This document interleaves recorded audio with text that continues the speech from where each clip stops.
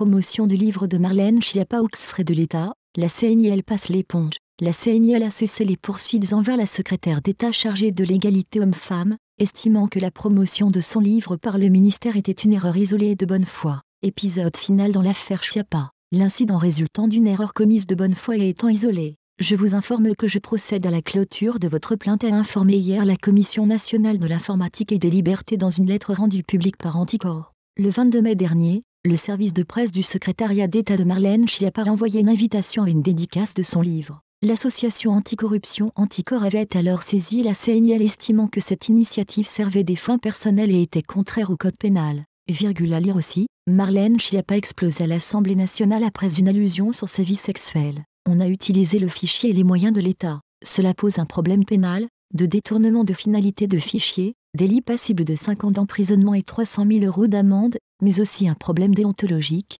avait expliqué à l'AFP le président de l'association Jean-Christophe Picard. L'invitation au lancement du livre de Marlène Schiappa, si souvent éloignée de vous, avait en effet été envoyée par le service presse du secrétariat d'État. Une erreur humaine interrogée par la CNIL, la secrétaire d'État explique que ce mail résulte d'une erreur humaine. L'expéditeur de ce mail pensait que cette dédicace intervenait dans le cadre de ses fonctions. Début août, Édouard Philippe avait fait une déclaration similaire à l'association, assurant que depuis lors, les procédures présidant à l'utilisation du fichier des contacts presse du secrétariat d'État ont été réexaminées et font l'objet d'une double validation. Source, Capital.